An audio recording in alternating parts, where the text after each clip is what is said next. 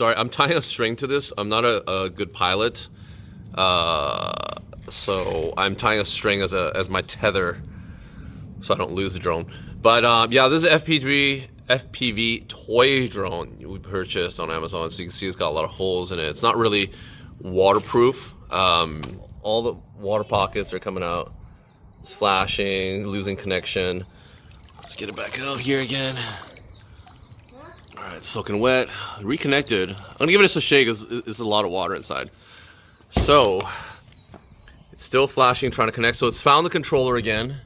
Now we're going to power it up again. Okay, so it's powered on. Let's take flight again. Go up. All right. So it's broadcasting its camera, as you can see. So we're gonna do a water test. Basically, I'm gonna dunk it in water right now, and just see how the signal works. Cameras in water, drones in water, and it's still broadcasting. Underwater, here's a section, a hole right there. But yeah, it's in water. There's one. Again, it's all the way in water. Air pockets. Everything's still running. Powered up. The camera still functions even though it's been dipped in water. So you can see there's the camera still functioning, being dipped in water. Yeah, we can do another dunk test and show it's still filming while it's in water.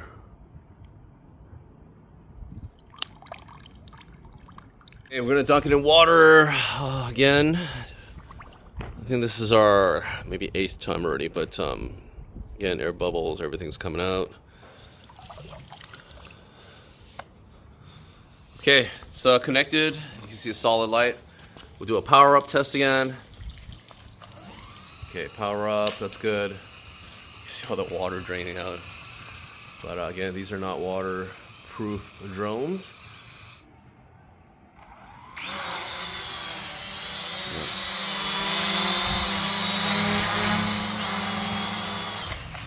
Okay.